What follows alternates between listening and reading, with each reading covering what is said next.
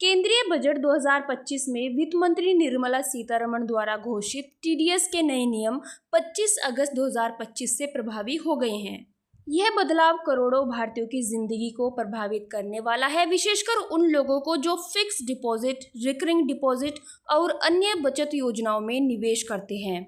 TDS वह कर है जो आपकी आय के स्रोत पर ही काट लिया जाता है, जैसे कि बैंक जमा पर मिलने वाले ब्याज से। इन नए नियमों का मुख्य उद्देश्य छोटे निवेशकों और वरिष्ठ नागरिकों को राहत प्रदान करना है। पुराने नियमों के तहत अक्सर छोटी मात्रा में ब्याज पर भी टीडीएस काटा जाता था, जिससे आम लोगों को परेशानी होती थी। नए नियमों में विभिन्न श्रेणियों के लिए टीडीएस की सीमा बढ़ाई गई है। यह कदम सरकार की उस नीति का हिस्सा है जो मध्यम वर्गीय परिवारों और वरिष्ठ नागरिकों पर कर का बोझ कम करने पर केंद्रित है। तो आइए जानते हैं इसके बारे में कि यह नियम काम कैसे करेगा। हेलो फ्रेंड्स, मेरा नाम है नीशू और आपका स्वागत है मेरे यूट्यूब चैनल पर। अगर आपने अभी तक मेरे चैनल को सब्सक्राइब नहीं किया है तो मेरे चैनल को सब्सक्राइब करें, वीडियो पसंद आए तो लाइक करें, कमेंट करें और शेयर करें। तो चलिए बिना टाइम वेस्ट किए वीडियो शुरू कर लेते हैं।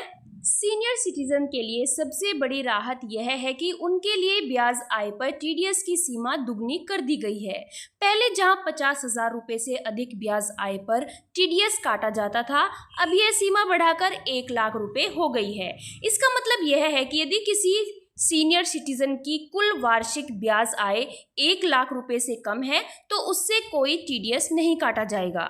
यह बदलाव 25 अगस्त 2025 से सभी बैंकों और वित्तीय संस्थानों में लागू हो गया है। यह नियम फिक्स डिपॉजिट, रिकरिंग डिपॉजिट, बचत खाते के ब्याज और अन्य सभी प्रकार की ब्याज आय पर लागू होता है।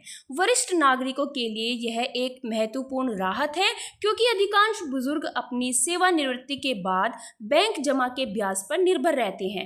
इससे उनकी मासिक आय में वृद्धि होगी और वे अपने जीवन यापन की लागत को बेहतर तरीके से संभाल सकेंगे। वहीं अगर बात करें सामान्य नागरिकों की, तो सामान्य नागरिकों यानी 60 वर्ष से कम आयु के व्यक्तियों के लिए भी टीडीएस की सीमा में वृद्धि की गई है। पहले 40,000 रुपए से अधिक वार्षिक ब्याज आय पर टीडीएस काटा जाता था, जो अब बढ़कर 50,000 रुपए हो गया है। ये 10,000 रुपए की वृद्धि छोटे निवेशकों के लिए काफी राहत की बात है। इससे मध्यम वर्गीय परिवारों को अपनी बचत पर बेहतर रिटर्न मिलेगा।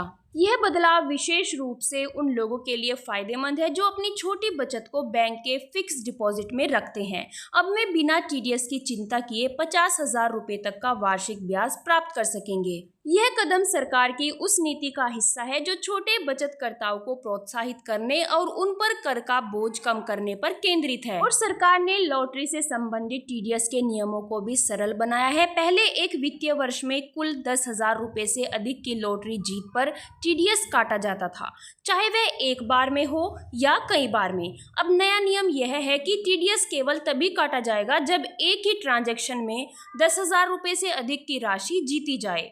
यह बदलाव उन लोगों के लिए राहत है जो छोटे छोटे अमाउंट में लॉटरी या अन्य गेम्स खेलते हैं। इस नए नियम से छोटे जीतने वाले लोगों को अनावश्यक टीडीएस की परेशानी से छुटकारा मिल जाएगा। पहले कई बार ऐसा होता था कि साल भर में छोटे छोटे अमाउंट जीतकर भी लोगों को टीडीएस का सामना करना पड़ता था।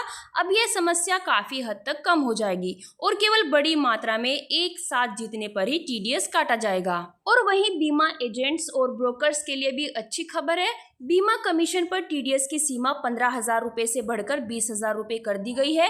इसका मतलब यह है कि यदि किसी बीमा एजेंट की वार्षिक कमीशन आय 20,000 रुपए से कम है तो उससे कोई टीडीएस नहीं काटा जाएगा। यह बदलाव छोटे बीमा एजेंट्स के लिए विशेष रूप से फायदेमंद है, जो अभी अभी इस क्षेत्र में प्रवेश कर रहे हैं।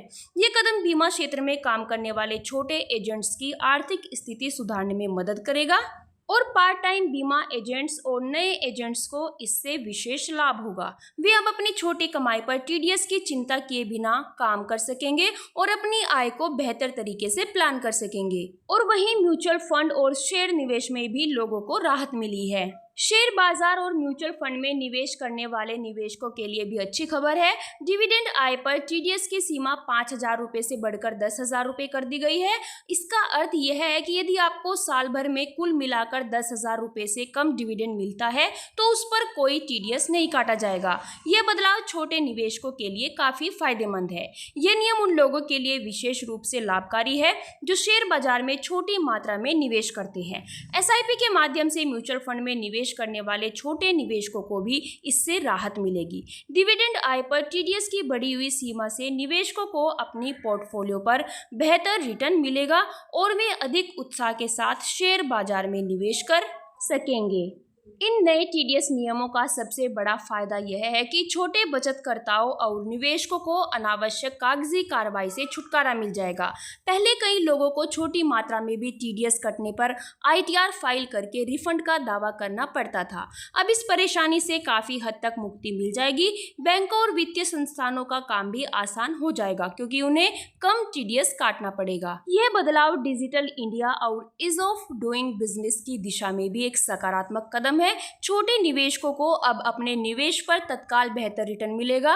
वरिष्ठ नागरिकों की मासिक आय में वृद्धि होगी जो उनके जीवन स्तर को बेहतर बनाने में मदद करेगी। यह नियम समग्र रूप से भारतीय अर्थव्यवस्था में बचत और निवेश की संस्कृति को बढ़ावा देने में सहायक होगा। आई होप फ्रेंड्स आपको हमारा वीडियो पसंद आया होगा। अगर आपको हमारा वीडियो पसंद आए तो हमारे वीडियो को एक लाइक जरूर करें। तो फिर मिलते हैं हम हमारी नेक्स्ट वीडियो में नए टॉपिक के साथ।